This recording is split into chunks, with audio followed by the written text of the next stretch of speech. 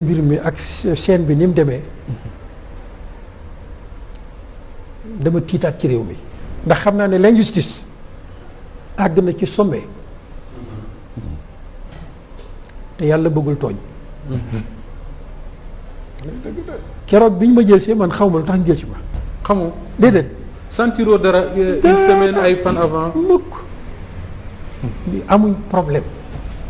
dugg nañ ci néeg bi nag wër lu ne fu ne jëlee na fa daal benn pistolet boo xam ne dafa yàqu war naa ko ci procès bi ñu naan leen ni nañ génn avocat yi wax nañ leen génne leen pistolet bi pistolet bu yàqu boo xam ne xale yee ko doon fooyee damay def man xale yi may yar ku ma ci gis mu yor loo xam ne luy xaw a niroog brutalité la ma jël sànni ci kees gi bant sax boo ko yoree dama naan jël leen bant bi bala moo gaañ xale Aliou Ndao quartier bi mu nekk di fa dund yow xam nga ci dara dafa ma nekk waa quartier bi yépp am ak ñoom jàmm mais man ak xam gu ma xam malheureusement le système occidental ak ni ñuy xeexee diina bett la ñëpp waaye man bettut ma ndax ñi léegi na leen daan naa leen wax ne gis ngeen jullit ñee ñuy tooñ ca réewi penku ya di leen diaboliser na ngeen bàyyi xel ne tooñ ya fii la jëm si ndax même système bi la imam man li ma comprendre mooy lu tax ñu tànn la lu tax ñu tànn la ñëw sa kër heure boobu ak brutalité bi nga xam ne Matar expliqué nga na ko plusieurs fois alors que boo déparé Ndakaaru jëm kaw la quand même di nga romb ay jàkk ay daara ay kër ay imam ñu romb ñoo ñëpp ñëw sa kër man loolu laa mënul comprendre am na sabab sëñ Matar a ngi noonu gis nga année boobu dama woote bind lettre gouverneur préfet maire autorité yi yëpp ñenn ñu nekk dañ leen a yóbbul lettre invitation yóbbul leen plan de développement local bii ma lay wax plan de développement local bi gis nga bu ñu ko doxaloon quelques années banque classique yëppay daan waaw yëppay daan kon da nga tegoon système mbir mu waroon a daaneel banque yi yëpp te itam nit dootul lebati xaalis ñu teg ca centime intérêt yi ndax dafa am ci biir lu ñuy tuddee finance populaire boo xam ne peuple bi ñoo koy créer delloowaat ko ci biir peuple bi loolu ñi nga xam ne dañ bëgg a dund ci suñu deret bëgguñu ko dañ ko seetaan est-ce que boo jógee woon fii tey Ndakaaru di dox ba Kaolack dañ fi gis imam boo xam ne mu ngi bind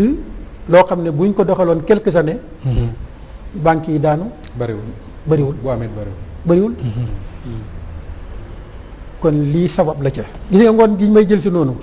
maa ngi waroon def ak waa quartier ba jigéeni quartier bi benn rencontre kër Soxna Ami Diouf pour gaaral leen plan de développement local bi dañu commencé woon di structurer région bi di sillonner région bi structurer région bi yëpp Murit Tijaan Xaadir Ibaadu ci biir structuration bi fu ñu fi dem dañ naan leen bu leen xàmmee jullit bi ak chrétien bi ci solidarité sociale. da ko doon xaj banque yi ay clients. problème moo tax bi ngoon googu bi ma demee kër Soxna Ami Diouf ma gis ne kenn ñëwut ma xam ne yaa quelque chose. nga dem kenn ñëwut soxna yi kenn ñëwut. te ngoon googu mooy ci guddi gi la jël. ci guddi gi lañ ma jël si. nga dem ci ndaje mi nga waroon a daje soxna yi kenn ñëwut. mais imam Ami Diouf ñëw ne ma daal xam naa soxna yi dañoo am ay problème moo tax ma yaakaar ne daal duñ mën a ñëw. mais am na ñu wax ne am na ñu doon dem ci yeneen i réew yu ci mel ni ay Nigéria di ko fréquenté. mu ngoog doon ñëw ci sa daara ñëw ci sama daara. ndax loolu yëgoon nga ko wala xam nga leen wala am na. xale yaa ngoog sama daara nit mosut fa jógee dem Niger. sama daara nit mosut fa jógee dem Nigéria. Maxtaar moomu nga xam ne mënu si dañ Maxtaar Joxaane ñu ne maa ko jàngal. xale yaa ngoog Maxtaar jàngalu ma ko. moo tax mbir yi ay mbir man gis nga keroog bi ñu toogee ci tribunal may déglu rapport bi. ñu naan Aliou Ndao dem na barab sàngam. jiite na fa réunion sàngam dama ne waaw xanaa kon beneen Aliou Ndao la. waaw te loolu moo na ci dossier fi ma toog lépp lañ bind noir sur blanc. dafa am lu may leeral ci li imam wax. parce que lii. dama ci doon waxtaan ak président directeur général yàlla na yàlla yokk leeram amiin dossier si, imam si, Ndao amiin mi ci traité man ak moom matin soir ba 4 heures du matin 1 heure du matin sax da ci doon wax ndeysaan bi ma duggee lu ma génn balaa may informé dama ko doon wax très bien lii nga ma tontu ci takk der bi ñëw ki nga xam ne ñi ne dañuy dem Nigéria di ñëw di fréquenter sa daara président directeur général li ma tontu daf ne ma am na takk der boo ma ne parce que wax njëkkoon naa ko ne ko am na takk der bu ko infiltré nekk fa di julleek moom di photo ak moom loolu yëg nañ ko ci suñuy source boobu kii wax nañ ko mu ne ma jumaam jooju ak daaraam jooju ni takk der bi ñëwee moom xamul fu mu jógee voilà ñeneen ñi it mën nañ ñëw parce que daara yàlla rek a leen ñor te mu bañ a xam fu fan la jógee loolu président directeur général moom moo ma ko wax tuumaal nañ la aussi ci presse yi maanaam ne li ngay wax dafa tàng maanaam da ngay wax nit ñi nañ xeex nañ def lii ainsi de suite bi ma ko laajee de ko loolu daal bokk ni ci liñ koy tuumaal mu ne ma nañ jàpp yàlla mooy terroriste parce que moom moo wax loolu ci Alxuraan très bien moom président directeur général wax na loolu yàlla na yàlla yokk leeram te it man déglu naa say presse ci li nga ne fédérateur diine déglu naa la nga def waxtaan wu am solo ni jigéen war a mel ci soxna Jaaratullah ci màggalu Poroxaan très bien ñu doon suivre religieusement donc Très kon bien. li nga wax ne dafa am ay mbir yu bëri yoo xam ne dañ ko lal ci mbir mi dafa mel ni loolu da koy firndeel jërëjëf te umpule woo ne même ñaari at yu mujj yooyu pencum sëñ Bassirou Mbacké mi ñu dendal ci fukki fan yu mujj ci weeru koor conférence yu mag yi ñu fay organiser toujours kenn lay doon ci conférencier yi ki nga xam ne dafa bëgg a teqale bëggul koo xam day ñëw di fédéré problème bi yëpp lii la imaam xëy na ba lay Pape Sané di jërë man dafa am lu ma bëggoon laaj bi ñu la demee ne ca xeet ca Kaolack jëm ak yow Dakar laaj bi njëkk bi mooy nga ne ci oto bi ànd ak ñoom waaw di la indi wax luñ la wax ak bi nga ñëwee jàkkaarloog procureur ensuite le juge d'instruction ñetti nit yooyu ñi nga àndal ci oto bi le procureur le juge d'instruction lan lañ la wax ñoom loo xam ne xëy na mën nga comprendre ne loolu moo tax ñu jàpp la ñi ma indi ñoom waxuñ waxu maag ñoom ŋaanguñu déedéet Kaolack ba Ndakaaru ba Ndakaaru ñoom ñu ngi wax seen wax man maa ngi nekk sama diggante ak sama borom ma itam jéemuñ la toroxal ci oto bi jéemuñ la brutaliser bi fajar jotee it fekk ne man dama yéegaale ak njàpp ci biir oto bi xam naa ne fajar jot na ci biir oto bi lay julli nga julli ci oto bi waaw mais bi nga génnee sa kër avant ngay dem tribunal am na beneen étape am na lu xew foofu ci diggante bi avant may dem tribunal waaw dañu ñëw jaar ak man directement gendarmerie gendarmerie lañ wàccoon ci guddi googu ñu voilà ci guddi gi bi ñu jógee gendarmerie foofa la yenn oto yi resté yenn yi ànd ak man ñu continuer sur Dakar bi ma ñëwee daal jël nañ benn néeg bu lëndëm boo xam ne fa lañ ma denc mën naa wax ne presque ñaata semaine ñaari semaine de ci benn néeg bi ci benn néeg néeg bu lëndëm maanaam amul làmp am kooku bu fekkonte ne sama bët yi nekk na bët yu xaw a doy waar sax dama fay jógee vision moom dootuma ko am garde à vue néeg bi nii comme nii la mel am na benn tapis bu ndaw benn mat la bi nii la mel exactement cuir la ci ngay tëdd 2 semaines de garde à vue 2 semaines de garde à vue ci lu loi bi wax ni ñaari fan la war a doon voilà 2 semaines loola seetlu naa ne vraiment man ma fa jaar te itam néeg bi am na ay sonorisation yu ñu fi def yoo xam ne day mel ni ay salive salive yoo xam ne dañ koy amplifier ba mel ni day ubbi sa bopp bi pour nga bañ a nelaw waaw pour nga bañ a nelaw torture pour nga bañ a nelaw pour nga bañ a nelaw moo voilà jëm lu ñu la wax sabu salir maa ko def bokk après nga teg fa 15 jours doo ko gisee ak procureur door a gisee procureur mu wax lan waaw bi ñu ma indee ci procureur li ma njëkk a laaj mooy ndax xam nga li ñu la fi indee ma ne ko déedéet mu ne kon xamoo lu ñu la fi indee ma ne ko déedéet waaye daal leer na ma ne moom ci tooñaangee lañ ma fi indee ndax nit ki moo xam boppam lii bis ci camp pénal toog naa man juge d'instruction directeur bi nga xam ne moo sant Dia mu laaj ma ne woon ndax amuloo dara looy tawat ma ne ko yàlla laa koy tawat jaaji njaay waaye du yéen laa koy tawat mag doo ko jëlee këram andi ko toroxal ko jéng ko jéng ay loxo jéng loxo yi nii lañ ko def mel ni ku jàpp ponkalum criminel takkal la mënut. ah dañ la takkaloon mënut. nga indi ko nag di ko laaj ne ko ndax amuloo loo may looy sàkku ci man mu ne am mën a koy xelaatu ko kenn laa am ku may sàkku ci moom muy Allah subhanahu wa taala directeur mu ngi may dégg man moom juge d'instruction léegi nag bi ma laajee ne ma kon xamoon la fi indi ma ne ko déedéet mu ne ma gendarme yi waxuñ la dara ma ne ko loolu ñu wax xaw ma ko ay problème mu terrorisme lañ may tudd ay problème mu benn association de malfaiteurs lañ may tudd mu ne ma ne ko loolu ci yéen laa ko déggee moo tax xaw ma ko voilà enquête yi nii la demee ba mu terminé. ñu tey la fa ñetti at ñaar ba ñetti ñaari at ak juróom-ñetti weer. waaw juróom-ñetti weer. boobu mooy ndar bi. te comme di maam Khady dañ la du woon ci benn place dañ la doon yóbbu fii. yóbbu fële dem nañ ndar. kii bi nga demee procès. li nga wax ne moom nga daj camp pénal. moo gën a métti li nga daj ci néeg bu lëndëm bi nga daj. est-ce que mën nga si ñëwaat. bu baax te itam loolu dama ko war di wax. pour adduna yëpp xam ne li ñuy tuddee justice. ci réew mi ak respect du droit humain amu fi ndax nit waroo koo dugal ci benn néegam moom dong man sama ndakk sama nekk ket gu bon laa doon noyyi 24 heures sur 24. Ablaye may ñëw laata ma koy wax it woo naa takk der yi ba ñëw may leen. ñu ñëw taxaw na leen may leen dugg si leen ñu jege si leen ñu ne non ñun fii la ñu taxaw may leen kon yéen néeg bi sax nangu leen ko jege mais nag li may wax ak yéen mooy sunuy takk der ngeen respect laa am ci sama réew. te am na ñaawteef yoo xam ne vraiment bëgguma ko génnee àdduna di ko dégg ne lii mu ngi am Sénégal. Ablaye gën a leen. mais dañ ko war a wax. ma wax ko chef de cour ne ko nag bu dakkul sama visiteurs yi njëkk a ñëw dinaa leen wax ñu dem ci réseaux sociaux yi vilipender ko. mu ne ma non léegi waaye ñun danañ ci taxaw mais yooyu ñun bu fi amee jaaxal nañu xamuñ ko widdi ko complètement.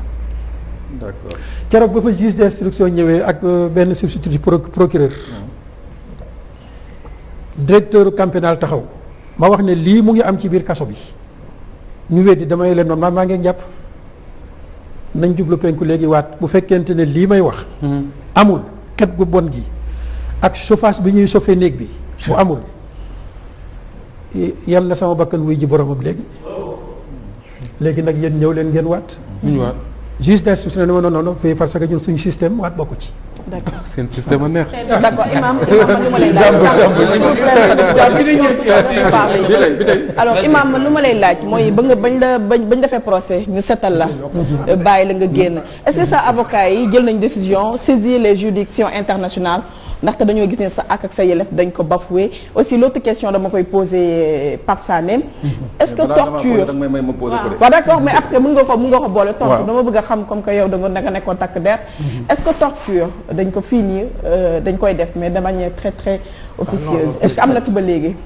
donc imam yaa njëkk a tontu voilà samay avocat loolu lañ naroon li nga wax mooy topp leen ci yoon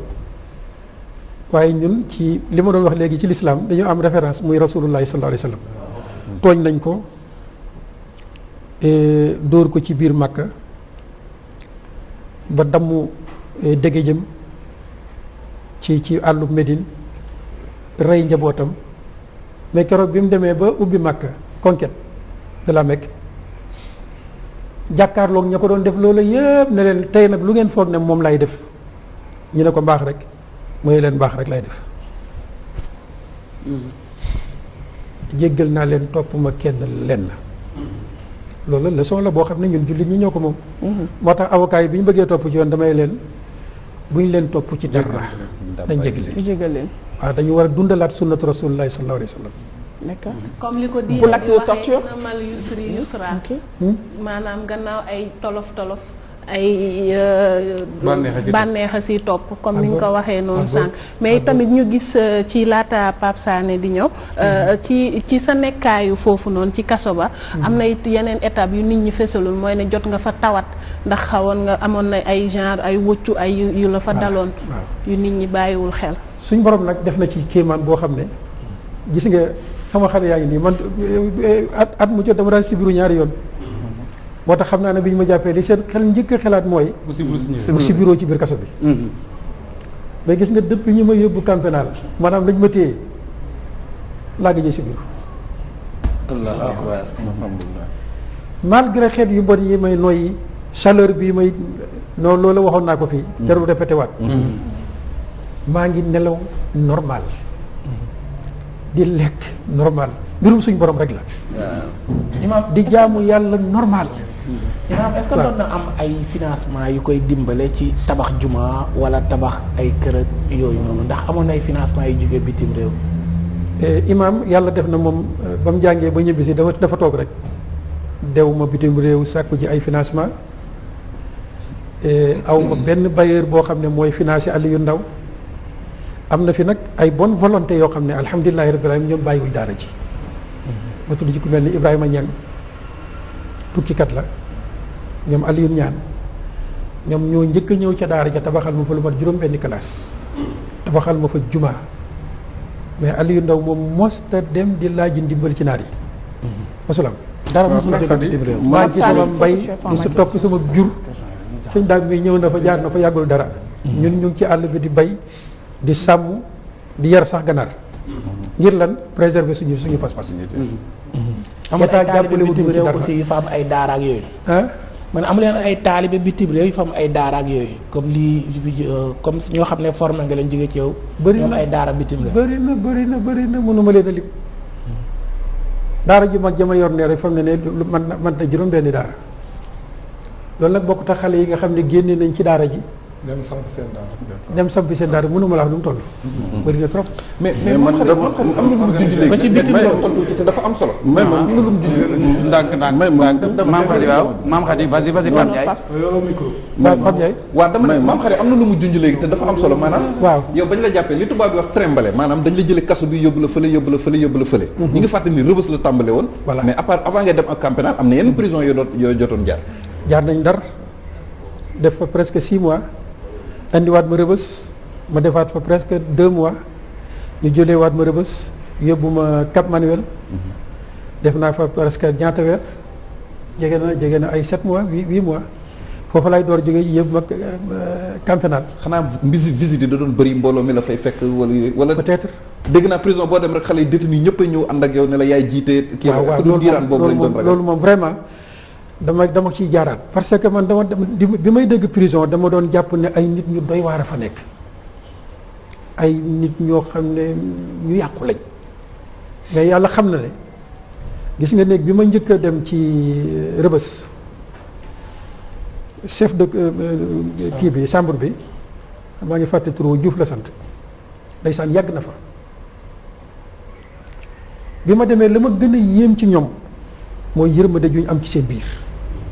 malgré conditions yu difficile yi yërëmante ci seen biir solidarité bu doy waar ndax am na ci ñoo xam ne amul ku leen andi lekk mais bu lekk yi ñëwee dañuy boole lépp teg ñëpp tim lekk loolu laa fekk ci prison bi fekk fa imaam boo xam ne itam waxtu julli wu jot mu ngi ci kanam yàlla def na nag bi ma foofu yàgguma fa yaakaar naa ñoom defuma sax lu mat semaine ñu yëpp ma ndar bi ma demee néeg bi ma duggaat chambre 6 loolu même chose laa fekkaat keroog tisbaar ji ma àggee dañ na ma ca kanam ma nekk di jiite commencé di leen jàngal ñoom ñëpp ndeysaan ñu intéressé wu jënd ay kaye ma commencé di jàngale mais taxawut foo xam ne dañ ne maison d'arrêt et de correction nit ñëw di jàngal détenu yi ñu ne nañ ko séparer endoctrinement lañ doon ragal boobu. d'accord waaw man foofu lañ ma commencé nag isolé di ma jox sama néegu bopp. d'accord nag ñu ne parce que waruma jonjoo ak yeneen détenu yi ndax dañ leen di endoctriner. d'accord Pape man imam man dafa am benn jàngat bi nga xam ne jàngat bu particulier la ci dossier am. man am naa chance lire procès verbal bi procès verbaux yi. xam nga ñu bëri nag li leen nax ci dossier imam ci presse bi ñi leen nax ci dossier imam mooy c'est le rapport d'enquête. rapport d'enquête bi nga xam ne moom la gendarme yi def. képp ku ko liir. billaahi buñ la tagalee imam Ndaw nii yow sa bopp da ngay jël paaka rendi ko. waaw ngay rapport d'enquête. dëgg la c'est un ramassis de mensonges des officiers de police judiciaire. mooy maanaam ñoom seen xalaat lu leen neex. lañ ciy def ñoom lañ ciy def c'est-à-dire le procès verbal moom mooy refléter la ngay wax ak nit ki mu lay tontu. ok loolu mooy. na wax li ci PV yi. mooy PV. waaw ok mais leur rapport. ko waxul ma wax ko de. c'est un plus du PV mooy li nga xam ne officier de police judiciaire moom mooy toog. di xalaat su ko neexee nag sax ne ko fekk naa fa mitrailleuse moom bu ko neexee mu wax ko. parce que on a dit dañ ne ci loi Sénégal l'OPJ dafa prêter serment mooy maanaam son serment la lii mooy li mu wax dëgg la. waaw donc loolu moo tax on a très vite fait en sorte que alimenter une diabolisation ci imam mais boo liiree le procès verbal. vide. waaw exactement. mooy benn li ma ci bëgg a wax foofu xam nga mooy lan. mooy suñuy nguur il faut qu'il fasse très attention. gis nga les services de police et de gendarmerie particulièrement les services de renseignement. dañu am ñaari mission rassurer l'État. ak des fois mission tiital État. si. gis nga boo jëlee François Mitterrand. la nga xam ne toute sa carrière sa vie politique sa vie de président de la République la nga xam ne moo ko mës a métti ba muy dee mooy ce qu'on a appelé le coup de la cellule antiterroriste de l'Élysée. mooy quand les gendarmes de l'Élysée ont inventé le fameux attentat des Irlandais de Vincennes. monter un coup wàcc fa fekk ñu fa dara comme kër imam dem woo seeni ay contacts dans la pègre teg fa ay armes teg fa ay grenades teg fa ay bombes ne gars yi ñoo ko moom. procès boobu ba tey ji 82 ba tey mu ngi daw France ba tey ji mënagul sotti. parce que dañu dem ba finalement ils ont eu accès aux archives de l'Élysée et ils se sont rendu compte que kii di le commandant Proutot qui gérait la cellule ak son adjoint Paul Barry ñoom ñaar ñëpp ay fen nañ doon fen loolu c'était pour lan pour tiital njiit ki xamal ko ni que tu dois yow da nga ñu war a soxla te tu dois penser à nous war nga ñu yaakaar war nga fexe gis nga man bi ma liiree dossier Imam Ndaw bi wallahi azim loolu laa njëkk wax ne que ce dossier a été fait pour intimider le président. C'était pas un dossier qui a été fait sur la base de faits réels. mooy benn yéeme na. deuxième fait bi mooy lan. mooy dama ne comme président dafa yéeg moom it nekk à la mode di nekk ci terrorisme bi comme ñëpp ñu ngi naan terrorisme mu naan terrorisme moom it. mu nekk ci certains ont dit que c'était une opportunité. mooy maanaam tey jii. est-ce que c'était pas le bon coup c'est-à-dire que au lieu que ce soit les officiers de police ñoo ko defar ak yooyu wala les enquêteurs que l'État se dise même que là il y a une ambiance mondiale on parle de terrorisme un peu partout on sait que il y a beaucoup de financement dans la lutte contre le terrorisme est-ce que quelque part l'État ne se dit pas que c'est le bon coup nañ ci jàpp. et pourquoi cibler nag pourquoi cibler Imam Ndaw. oui mais c'est dinaa ñëw pourquoi cibler Imam Ndaw parce que si c'est la Moustapha dinaa ñëw pourquoi imam vas-y waaw xam nga pourquoi ça a été imam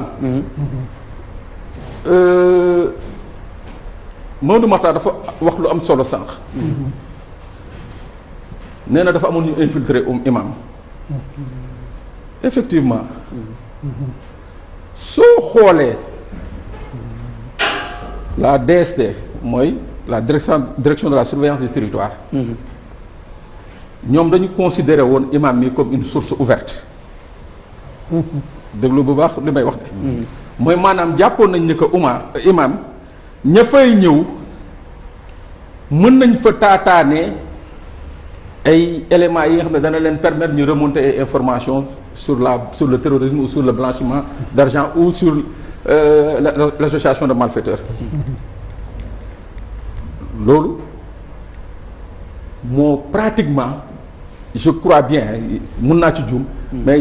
lii nga xam ne moo taxoon DST di intéressé wu à l'imam je crois que c'est ce qui a été à l'origine de la précipitation pour ñu jàpp ko parce que la concurrence dans les services de police et de gendarmerie kooku ça coule de source ñëpp ko xam c'est dans tous les pays rivalité la jàpp nañ ne xëy na ñii fay dem nii yëg nii am na fa dara donc ñun nañu gaaw dem téye ji ko moom il a été une victime collatérale man dama waxoon à l'époque ci Dakar Times bi ñu ko téye ma bindoon ma ne gisuma juge